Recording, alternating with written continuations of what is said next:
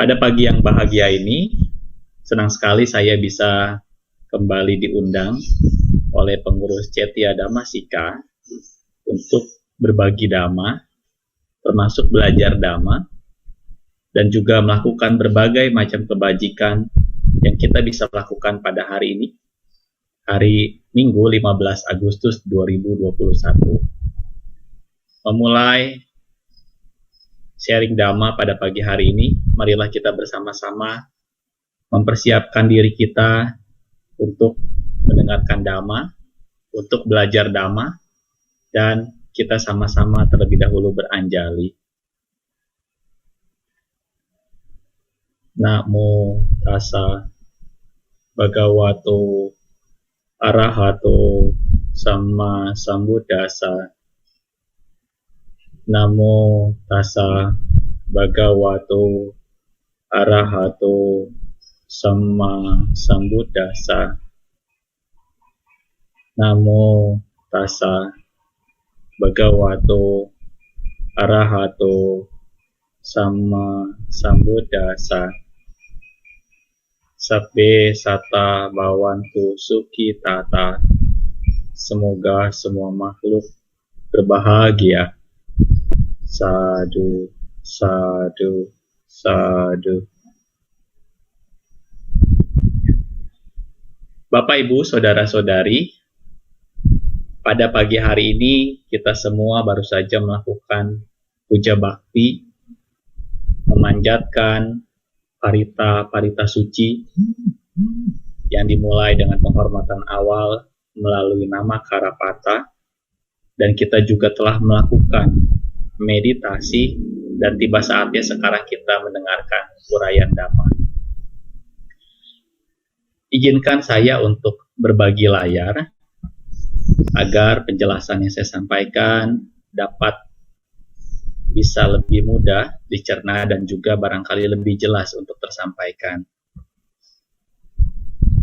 Oke, saya ingin bertanya terlebih dahulu, apakah layar saya terlihat? Terlihat ya? Terima kasih. Bapak, Ibu, Saudara-saudari, hari-hari ini bahkan dalam bulan-bulan Juli sampai dengan Agustus, kita semua masih dalam situasi yang kurang baik. Artinya apa? Pandemi masih terus berlangsung sampai dengan kemarin. Kasus yang terpapar COVID-19 masih banyak, masih puluhan ribu Bapak dan Ibu. Maka dari itu, semogalah di awal pengantar ini saya mendoakan agar Bapak Ibu yang menyaksikan acara ini dapat terbebas dari COVID-19 dan juga dapat sehat selalu. Bagi saudara-saudaraku yang pada pagi hari ini juga mengalami sakit karena COVID-19 atau sakit lainnya, semogalah dapat segera sembuh dan kita bisa sehat kembali. Pada pagi hari ini, saya izinkan terlebih dahulu memperkenalkan diri. Nama saya Suhendri, seperti yang tadi pimpinan puja juga sampaikan. Saya sama-sama seperti Ibu dan Bapak adalah seorang umat awam yang sama-sama untuk belajar agama Buddha, belajar ajaran Guru Agung kita Sang Buddha, belajar tentang kebenaran. Kalau saya melihat dari namanya, Cetia Panyasika, terdiri dari dua kata, Panya dan Sika. Panya kita tahu adalah kebijaksanaan, Sika adalah satu latihan. Maka kata ini sangat bagus dan mulia sekali. Orang-orang yang di dalam ruangan ini adalah orang-orang yang ingin berlatih kebijaksanaan. Dan orang-orang yang bijaksana tentunya adalah orang-orang yang bahagia. Dan bukan hanya bahagia, tapi juga kita harapkan dapat terbebas dari lingkaran samsara. Tadi sebelum puja bakti dimulai, saya melihat profil dari Cetia Damasika. Dengan pembina yang begitu luar biasa, ya, 3 anggota Sangga yang mulia, Wongsin Labiko Mahatera, yang mulia Kamsai Sumano Mahatera, dan juga yang mulia Bante Victor, atau kita kenal Bante Damawudo. Ibu, Bapak, Saudara-saudari, hari ini saya mengambil judul berlatih mengelola emosi dalam menghadapi siklus kehidupan. Mengapa saya ambil judul ini? Karena dalam keseharian kita, apalagi dalam situasi saat ini, kita semua sedang menghadapi situasi yang kurang baik. Mengapa? Karena barangkali di sekeliling kita banyak yang menderita.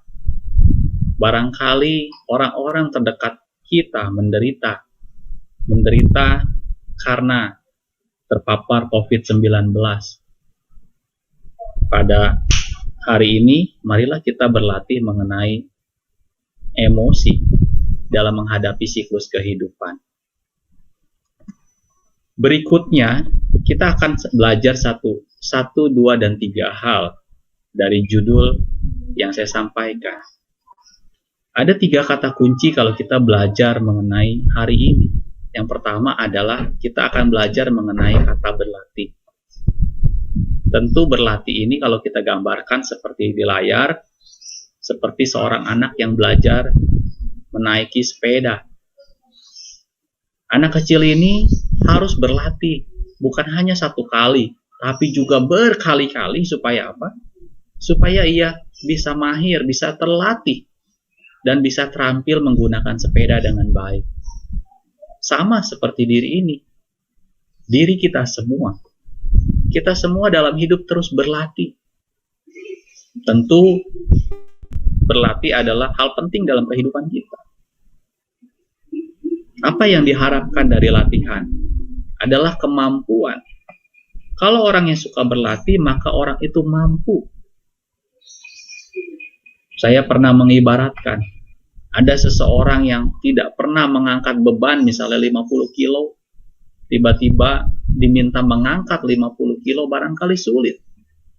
Tapi kalau orang yang sudah sering berlatih, mengangkat beban, ya, maka otot-ototnya menjadi kuat, dan akhirnya ketika ia harus mengangkat beban 50 kilo atau lebih, maka ia akan menjadi mampu dan bisa mengangkat beban tersebut. Itulah yang disebut latihan. Di dalam agama Buddha ada latihan-latihan. Apa itu misalnya? Berlatih, mengendalikan diri, bertekad untuk menjaga sila, mengendalikan diri dari tidak melakukan perbuatan-perbuatan buruk. Nah, kata yang kedua adalah mengelola emosi.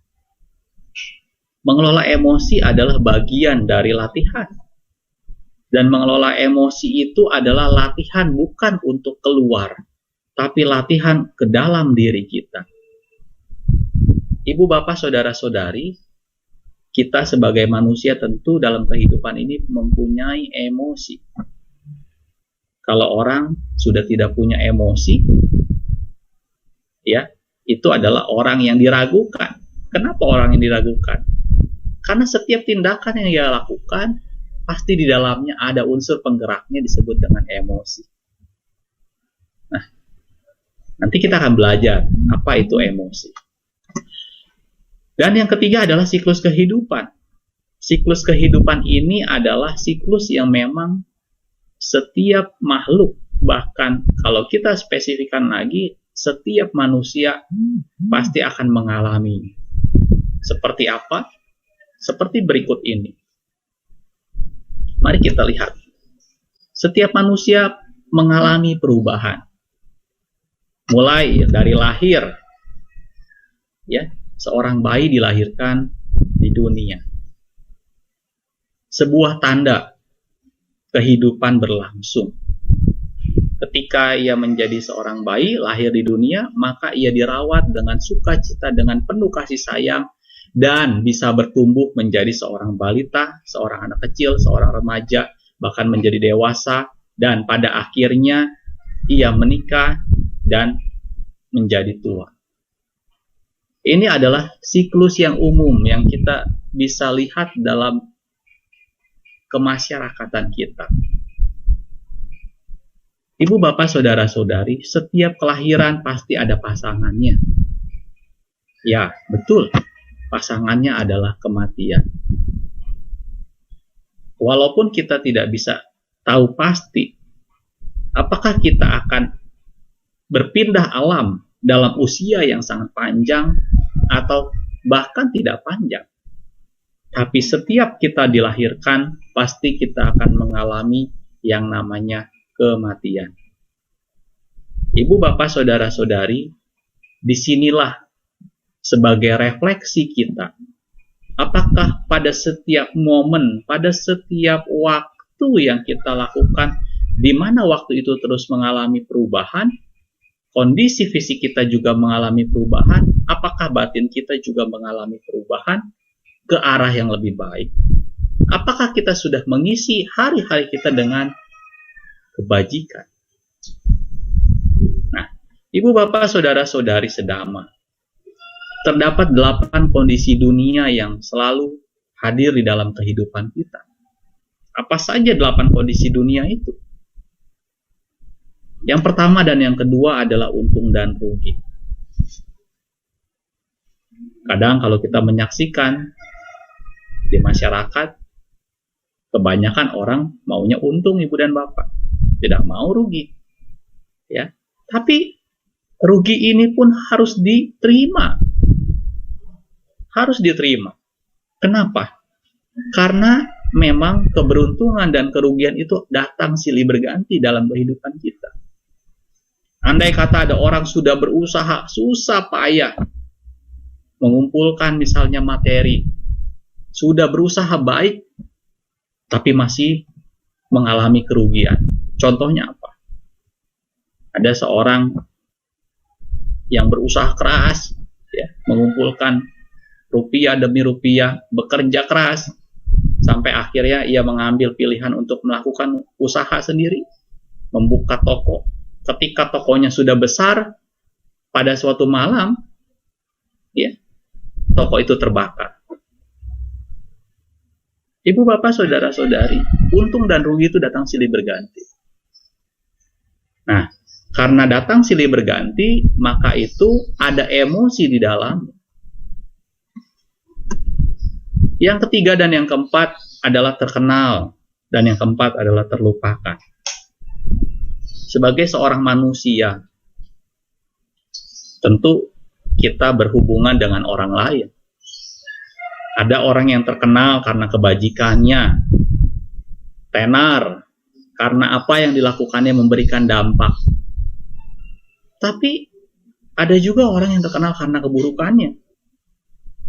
Karena misalnya ia melakukan perbuatan-perbuatan buruk sehingga bisa menjadi viral, bisa menjadi ramai dibicarakan oleh masyarakat. Tentu kita sebagai umat Buddha harus benar-benar mawas diri. Jangan sampai ketika terkenalnya pada hal-hal yang buruk. Bukan terkenal karena kebajikannya. Bukan terkenal karena kebaikannya. Begitu juga dengan kondisi terlupakan. Ibu, bapak, saudara-saudari, barangkali kita bisa menjadi satu orang yang terkenal.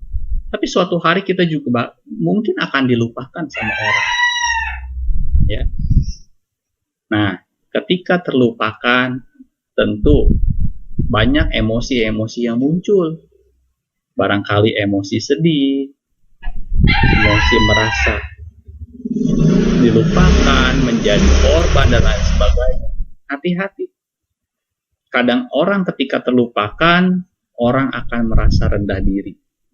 Maka dari itu, ibu dan bapak, dua kondisi ini, terkenal dan terlupakan, juga hadir dalam setiap kehidupan kita.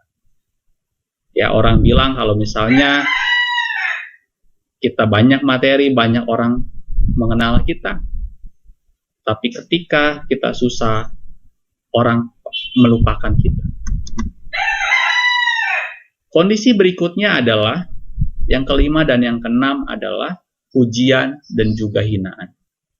Pasti ada di sekitar kita.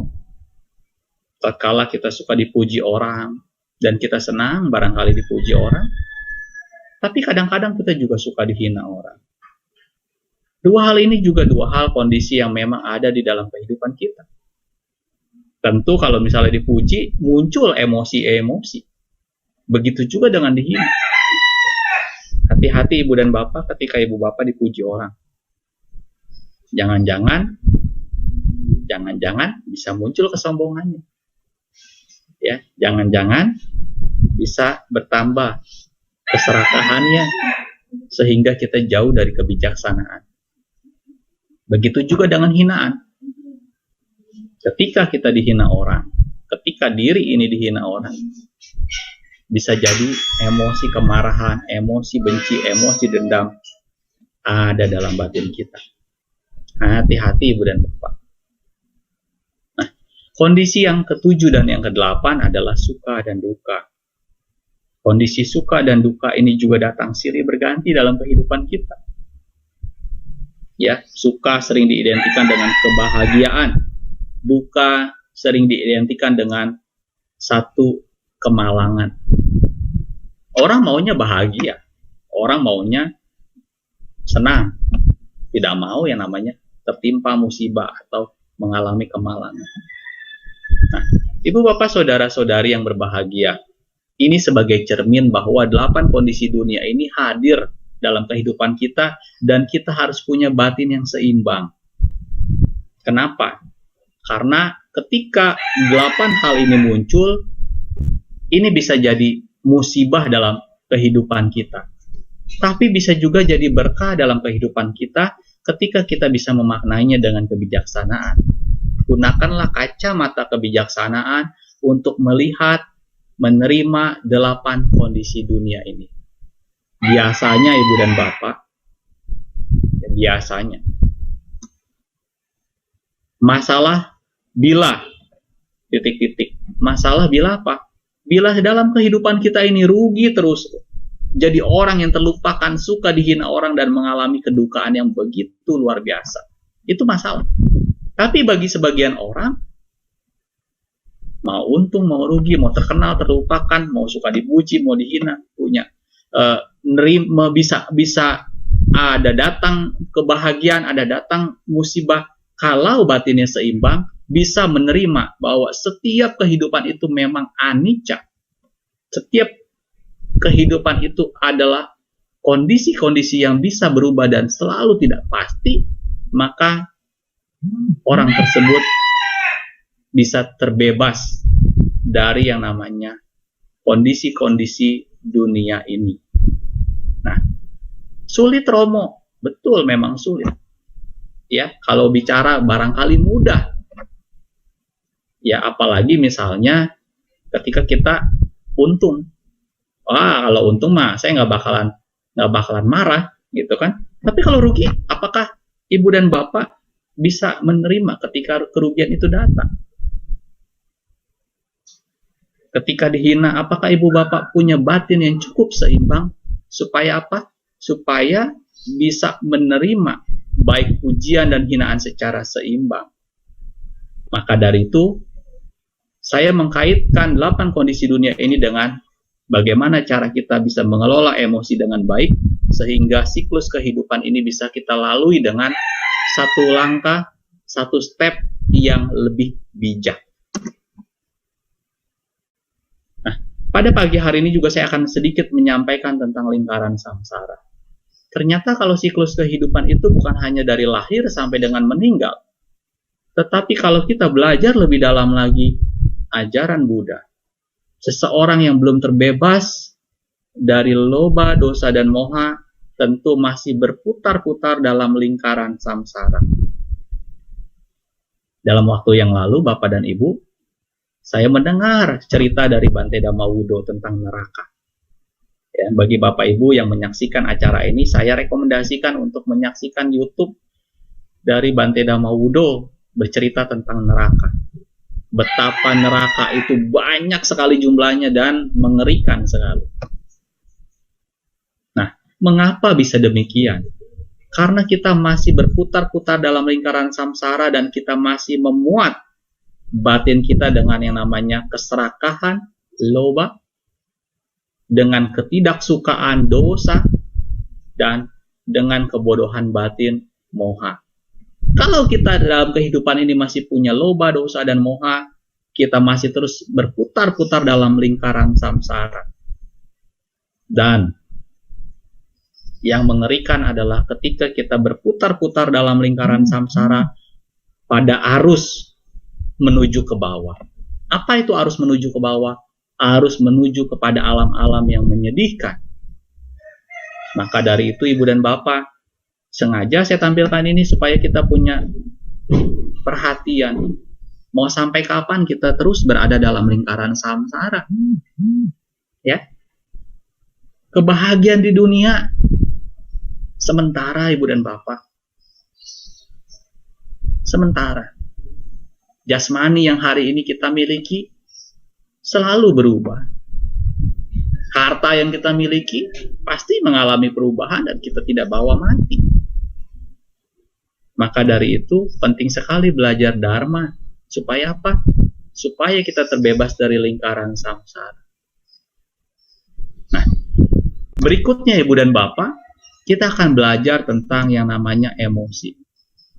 Tadi siklus kehidupan sudah saya jelaskan, yang menjadi variabel yang memang kita harus jalani dalam kehidupan ini, siklus itu. Bahkan kita juga belajar bagaimana kita diingatkan oleh guru kita Buddha supaya kita bisa keluar dari lingkaran samsara dengan belajar agama Buddha. Lalu kita masuk kepada apa itu emosi, seperti apa bentuk-bentuknya, kapan kemunculannya emosi itu. Nah, Ibu Bapak, ada beberapa contoh emosi yang sering kita lihat. Bukan orang lain, tapi diri kita. Kadang kita suka begini nih, ya. Mukanya suka dipasang, menyeramkan. Tanda apa? Tanda kita barangkali sedang marah, tanda kita sedang kesal, jengkel sama orang, benci sama orang. Sampai tangannya pun dikepal. Ya, mukanya kalau saya bilang kurang bagus. Ya. Atau ada juga emosi yang sampai begini, ya. Senang sekali. Ya, happy sekali. Ya. Ini juga emosi. Atau juga misalnya ada gambar seperti ini. Orang bersedih. Nah, Ibu Bapak Saudara-saudari sedama yang berbahagia, emosi itu sifatnya bisa baik, bisa buruk. Bisa positif, bisa negatif. Jadi kalau orang bilang emosi itu marah-marah, bukan Ibu dan Bapak. Emosi itu bukan hanya marah-marah. Emosi itu adalah suatu kondisi, suatu keadaan yang keluar dari dalam diri kita. Nanti saya akan jelaskan sedikit, ada teorinya. Jadi bisa positif, bisa negatif. Tidak selalu melulu bahwa orang yang emosi adalah orang yang buruk. Bukan. Ya, jadi emosi itu bisa senang, itu pun emosi, gembira itu pun emosi. Termasuk sedih, takut, cemas, khawatir, itu pun emosi. Ibu Bapak yang berbahagia, emosi adalah berasal dari kata emotion. Dalam bahasa Perancis atau dalam bahasa Latin disebut émover yang artinya keluar. Ada seperti energi yang keluar dari dalam tubuh kita ini. Ya. Lalu secara etimologis emosi diartikan bergerak keluar. Ya. Dipertegas lagi secara etimologis emosi itu diartikan bergerak keluar. Ada sesuatu yang bergerak keluar dalam diri kita. Emosi merupakan suatu reaksi bisa positif maupun negatif sebagai dampak dari rangsangan dari dalam diri sendiri maupun dari luar diri. Nah, Ibu Bapak, Saudara-saudari, ada yang bisa diekspresikan melalui emosi kita. Ya, baru saja saya juga belajar dari Dr. Adiway Gunawan, salah satu guru saya. Beliau mengatakan, emosi itu bisa diekspresikan, tapi bisa juga keluar, tapi keluarnya tidak terekspresikan, tapi keluarnya bahasanya beliau adalah mengkerut, masuk ke dalam diri kita. Ya, seperti itu. Ada orang yang kalau misalnya sedih, dia tidak bisa mengekspresikan kesedihannya kepada orang-orang. Dia mengkerut ke dalam emosi itu, jadi menyakiti, jadi menghambat, bahkan bisa mengganggu organ-organ tubuh kita. Nah, itu menarik Ibu dan Bapak. Ya, saya rekomendasikan Ibu dan Bapak belajar dari YouTube-nya Dr. Adiwi Gunawan pada Test of Truth dengan judul Emosi adalah Guru Kebijaksanaan. Nah, seperti itu ya. Hari ini saya memberikan pengantar-pengantar dan juga rekomendasi, dan Ibu Bapak bisa mencatat sehingga Ibu Bapak dapat belajar lebih banyak dari orang-orang hebat yang bisa kita dapatkan dari channel-channel YouTube-nya. Seperti itu. Nah, menurut salah seorang pakar namanya Press, emosi adalah suatu reaksi tubuh dalam menghadapi sesuatu. Ya, contohnya apa sih Romo? Gampang, misalnya satu malam dia berjalan sendirian di tempat yang gelap gitu kan. Apa yang terjadi? Ada reaksi tubuh. Misalnya dia mau berlari atau dia ketakutan, atau tiba-tiba misalnya dia sedang di satu jalan, tiba-tiba ada anjing yang galak sekali mengejar dia, ya itu pun ada emosi. Bergerak itu adalah reaksi tubuh. Seperti itu. Nah, Ibu Bapak Saudara-saudari, terdapat dua jenis emosi. Secara sederhana, ada yang namanya emosi positif dan ada yang namanya emosi negatif. Emosi positif itu sifatnya konstruktif, bisa sifatnya membangun, membuat kita jadi lebih baik. Ada emosi yang negatif yang sifatnya destruktif, yang sifatnya bisa merusak kita. Apa itu? Manusia yang terdiri dari nama dan rupa. Nah, ini saya ambil dari salah satu slide guru saya juga, namanya Christine Liu. Nah, Christine Liu juga sangat luar biasa, seorang hipnoterapi bagus sekali Ibu dan Bapak, dan saya juga merekomendasikan supaya Ibu Bapak belajar dari Christine Liu. Salah satu cuplikannya ketika beliau menyampaikan uraian, dia mengatakan ada seorang pakar bernama David R. Hawkins. Dia membuat satu jurnal di mana dia mengklasifikasikan emosi destruktif dan emosi konstruktif. Ya, ada emosi destruktif mulai dari terhina, malu, merasa bersalah, jadi korban, apatis, putus asa, tak berdaya, sedih, ya, mengalami duka, sesal, depresi, takut, cemas, khawatir, sampai merasa berdaya. Merasa berdaya ini ke arah yang memang punya kepercayaan yang sangat tinggi, tapi bisa dalam bentuk melakukan kejahatan. Ya, seperti itu. Di sisi lain ada emosi konstruktif, di mana kondisi-kondisi emosi ini membantu secara batin dan jasmani ini bertumbuh lebih baik dalam kehidupan. Ada kerelaan, ada penerimaan, ada realistis atau kecerdasan, termasuk kecerdasan spiritual, ada cinta-cinta yang tanpa syarat, ada gembira, ada damai, dan juga bahkan pencerahan. Nah, Ibu Bapak Saudara-saudari, kalau harus memilih, kita semua tentu menginginkan emosi-emosi yang hadir dalam kehidupan kita adalah emosi-emosi yang konstruktif. Tapi Ibu dan Bapak, yang menentukan kita mau memunculkan emosi destruktif atau konstruktif adalah siapa? Bukan orang-orang, tapi diri kita sendiri. Nah, pada pagi hari ini saya akan lebih fokus kepada emosi yang destruktif. Kenapa? Emosi yang dapat merusak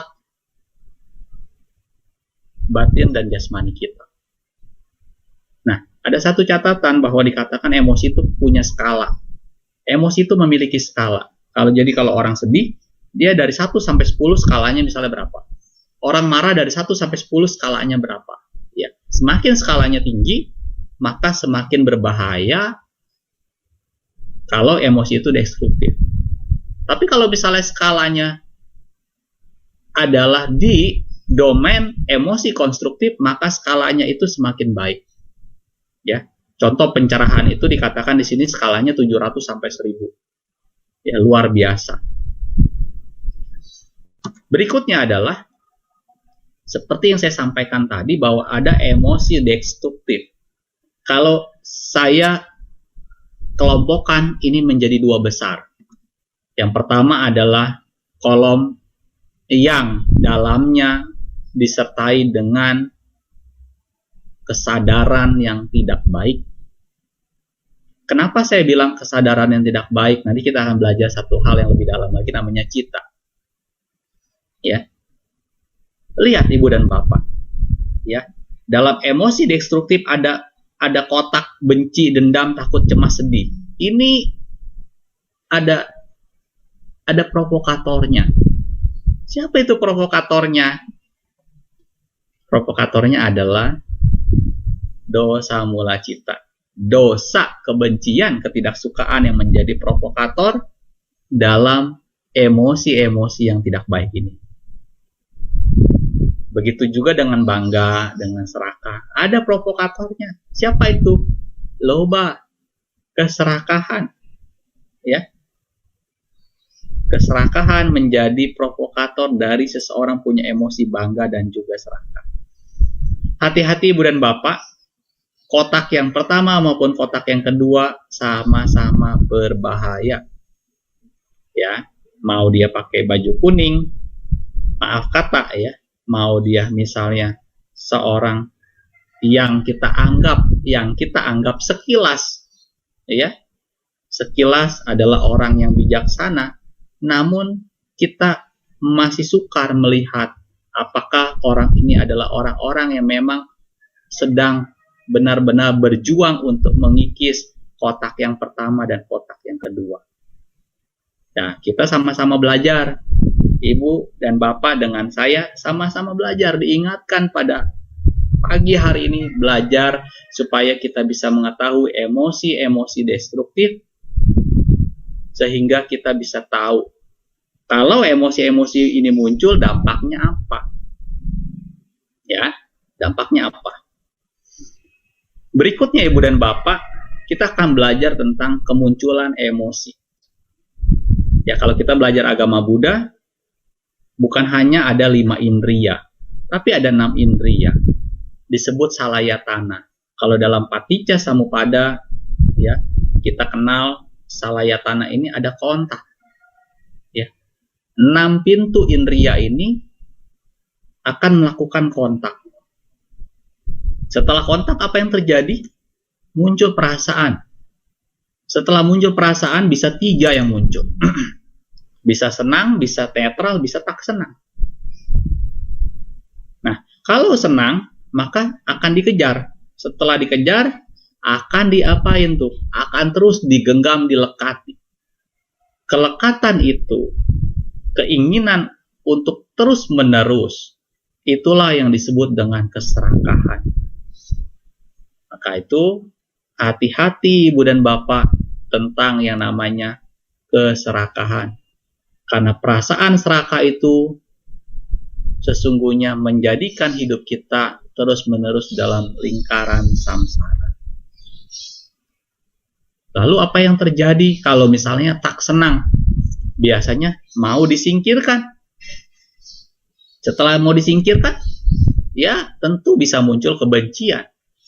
Maka dari itu hati-hati Ibu dan Bapak. Perasaan bisa menjadikan diri kita lebih buruk. Tapi perasaan yang dikendalikan dengan kesadaran penuh, maka bisa menjadikan perasaan itu sebagai satu fenomena batin yang memang muncul dan berlangsung serta akan tenggelam. Ibu, Bapak, Saudara-saudari, bukan hanya pada kehidupan sekarang. Pada zaman Buddha pun banyak sekali yang memang karena perasaan terhanyut oleh arus perasaan sehingga bisa menimbulkan keinginan, akhirnya tetap terjebak dalam lingkaran samsara. Nah, Ibu, Bapak, Saudara-saudari, emosi terjadi karena apa? Karena kita punya 6 indriya. Romo, kalau orang nggak punya 6 indriya bagaimana? Ya, apakah tetap bisa punya emosi? Tetap punya emosi. Tapi sebenarnya 6 indriya ini hanya sebagai tempat, sebagai sarana dari kontak dari apa yang kita lihat. Itu disebut dengan bagaimana proses cita dan cetasikanya berlangsung. Ya, kita punya mata, memang fungsi mata itu melihat, tapi di balik fungsi mata itu untuk melihat, ada yang namanya kesadaran mata. Ya, ada kesadaran mata. Kesadaran mata itu akan melihat. Kenapa ya Romo ya kalau saya lihat orang bisa benci? Nah itu berarti memang matanya tidak salah, kesadarannya yang memang harus diamati dan diperhatikan. Seperti itu. Nah, Ibu Bapak, saudara-saudari yang berbahagia, kita sudah belajar emosi secara umum. Bahkan tadi saya sudah gambarkan bagaimana kemunculan emosi. Ternyata munculnya emosi itu dari mata kita melihat, dari telinga kita mendengar, dari hidung kita membaui, dari lidah kita mencicipi, dari tangan jasmani kita menyentuh, serta dari pikiran kita melakukan kontak dengan objek. Lalu bagaimana dalam agama Buddha? Emosi adalah fenomena di dalam batin. Ya, emosi itu fenomena di dalam batin dan ada benar-benar nyata di dalam batin kita. Nah, batin dalam agama Buddha itu terdiri dari 4 unsur. Ya, kita belajar sedikit. Romo, yang disebut manusia itu apa, Romo? Ya, kumpulan dari nama dan rupa. Kumpulan dari nama dan rupa, nama itu batin, rupa itu jasmani atau materi. Seseorang yang memiliki nama dan rupa disebut pancakanda, disebut manusia. Dan 4 batin yang disebut nama ini terdiri dari sanya, ingatan, ya, pencerapan, sangkara, bentuk-bentuk pikiran, faktor-faktor mental, wedana, ya, perasaan, dan winyana adalah kesadaran. Nah, kita bersyukur nih, pembina Cetya Panyasika adalah salah satunya Bante Dhammawudo yang barangkali lebih paham mengenai 4 hal ini. Saya merekomendasikan Ibu Bapak dapat berdiskusi dengan Bante supaya bisa mengkaji, mengupas lebih dalam kelompok ini. Karena apa? Kelompok ini nyata ada di dalam kehidupan kita dan ada di dalam diri kita semua. Seperti itu. Kenapa ada orang benci? Karena dia punya ingatan, dia punya pencerapan di masa yang lampau barangkali tentang seseorang atau tentang orang itu sehingga ia bisa benci. Kenapa kita punya berbagai macam pikiran yang baik buruk ya? Karena memang betul ada sangkara di dalam hidup kita. Kenapa sih kita bisa suka? Kenapa kita bisa tidak suka? Ya karena kita punya wedana. Dan kenapa ada orang yang masih belajar Dhamma, membaca banyak kitab suci, tapi kelakuannya masih buruk? Karena salah satunya adalah ia tidak bisa mempunyai kesadaran yang penuh atas kehidupan ini.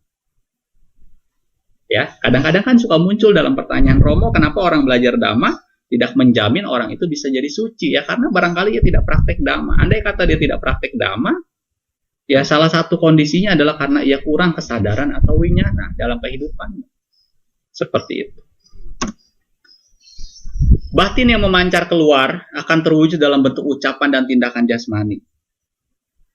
Ibu bapak saudara-saudari yang berbahagia, saya ingat kata-kata ini ketika saya mendengar ceramah dari Asin Keminda. Saya juga merekomendasikan ibu bapak dapat melihat tayangan Asin Keminda dengan judul Batin yang Memancar Keluar. Dalam tayangan tersebut saya merasa benar-benar ya dalam tanda kutip itu ditampar gitu. Wah, ternyata apa yang Bante ucapkan itu luar biasa. Kenapa luar biasa? Karena sebenarnya batin yang memancar keluar itu akan terwujud dalam bentuk ucapan dan tindakan. Setiap ucapan dan tindakan kita sebenarnya adalah hasil dari apa yang kita pikirkan. Yang kita pikirkan itu adalah hasil dari batin yang ada di dalam diri kita.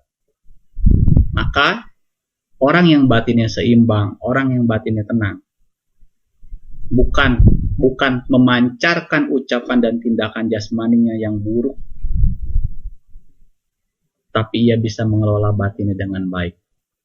Nah, ibu bapak saudara-saudari, agar lebih lengkap ibu bapak dapat melihat tayangan Asin Keminda yang sangat bagus sekali. Ya, kalau saya aja merasa ditampar dalam tanda kutip, mudah-mudahan ibu bapak juga dapat tercerahkan betapa bahayanya kotoran-kotoran batin itu, sehingga kotoran-kotoran batin itu bisa meluap, dan kalau sudah meluap, ia bisa terucap, ia bisa dalam bentuk tindakan badan jasmani kita.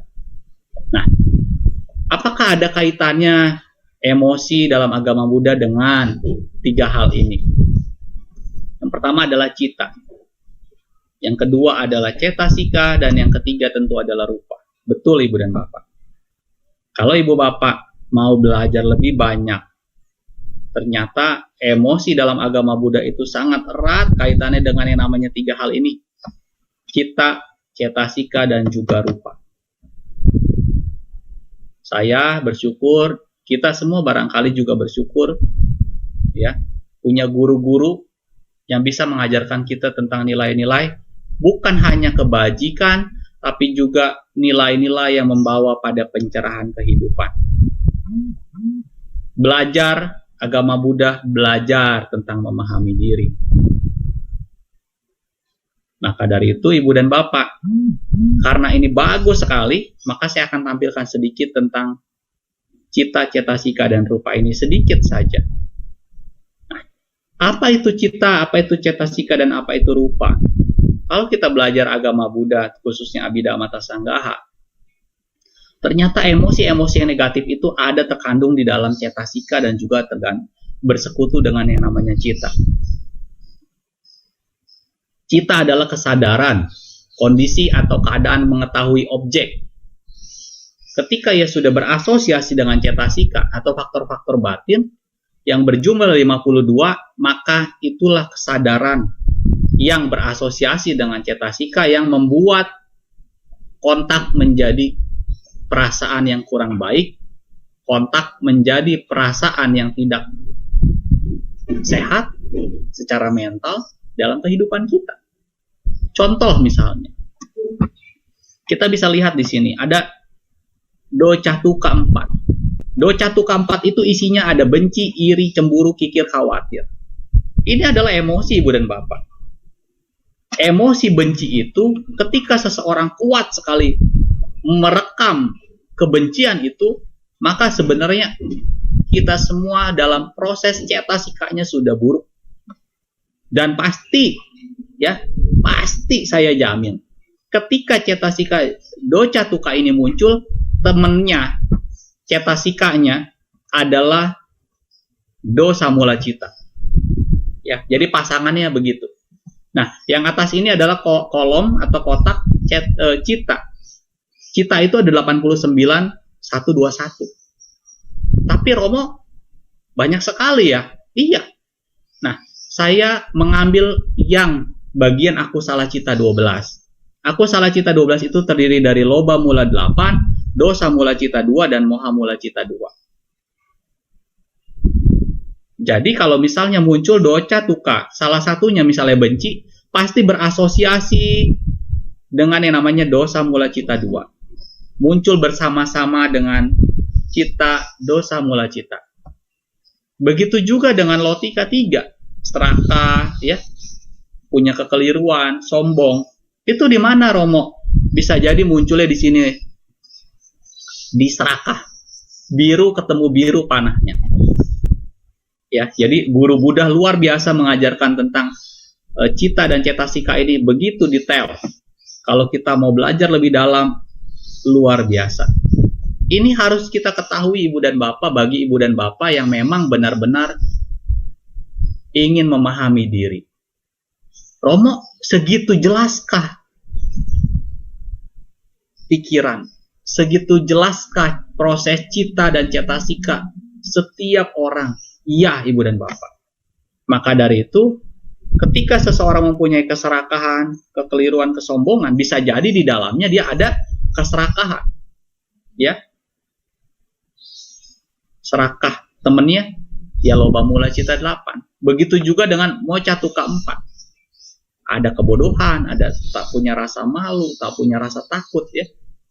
Bisa jadi, dan juga gelisah, ya. Ia bersekutu atau berasosiasi dengan moha mula cita 2. Ya, dengan kesadaran kebodohan batin yang berjumlah 2. Nah, ibu bapak saudara-saudari, saya sedikit menggambarkan, mengantarkan ini supaya kita semua terus mau belajar. Bagi bapak ibu, saya juga merekomendasikan belajar dari pakar-pakar abidama. Ya, ada Pak Slamet Rojali, ada Romo Rubi, ada Asin Keminda. Ya, kalau dahulu ada mendiang Bapak Pandit, ya, Pak Pandit. Saya juga pernah belajar dengan beliau.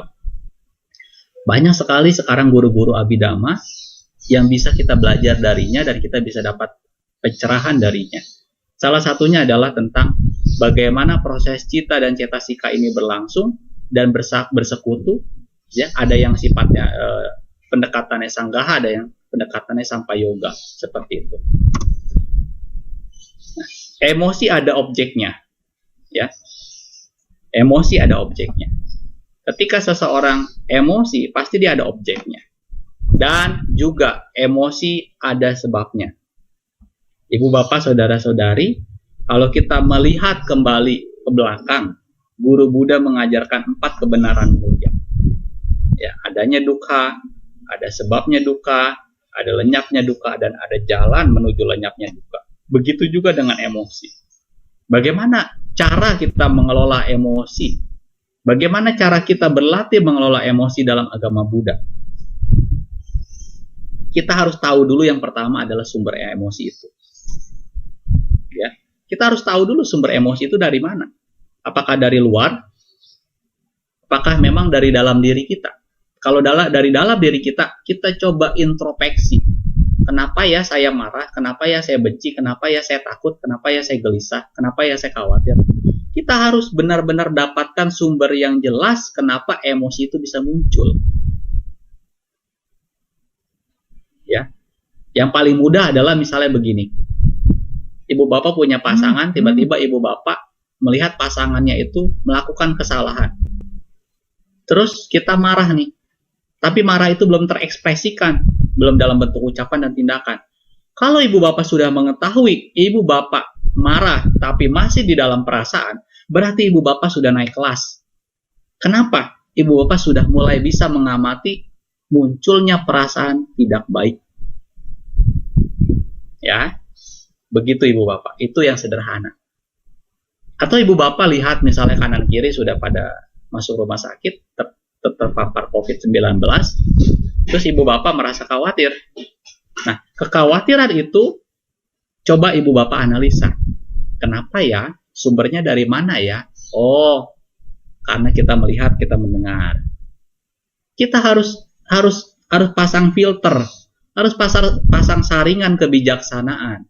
Jangan sampai kekhawatiran ini menjadikan arus perasaan yang tidak menyenangkan. Mengetahui sumber emosi adalah langkah mengelola emosi yang pertama dalam belajar menyelesaikan emosi-emosi yang buruk. Yang kedua adalah tentu menggunakan Dhamma sebagai solusi kehidupan. Kalau kita, ibu bapak, sudah mengetahui sumber emosi, kita gunakan pendekatan Dhamma sebagai solusi kehidupan. Kenapa? Karena memang Dhamma ini sesungguhnya adalah pedoman hidup kita, penuntun hidup kita, sekaligus obat dalam menyelesaikan permasalahan kehidupan. Guru Buddha itu luar biasa, ibu dan bapak. Bukan hanya kepada perumah tangga, kepada para biku, tapi juga guru para dewa dan manusia. Ia bisa menggunakan Dhamma sebagai solusi kehidupannya. Bagi orang-orang yang masih berlatih, termasuk kita semua masih berlatih, diharapkan bukan hanya mencapai tujuan kebahagiaan semata, kebahagiaan duniawi, tapi Buddha juga mengajak kita supaya kita bisa terbebas dari lingkaran samsara, melakukan, menjalankan, melaksanakan jalan mulia berunsur 8. Ya, pasti sudah sering didengar, tapi barangkali belum digunakan sebagai solusi kehidupan. Ya, kalau kita ingat kan 8 jalan utama itu luar biasa. Ya, sebagai solusi kehidupan kita. Solusi kehidupan ini menyelesaikan masalah kehidupan kita dan juga bisa membantu mengarahkan pada tataran pencerahan, pada tataran kesucian yang bisa kita raih, Ibu dan Bapak. Nah, yang ketiga tentu menyadari proses muncul, berlangsung, dan lenyap, termasuk emosi. Emosi itu adalah bagian dari kehidupan kita.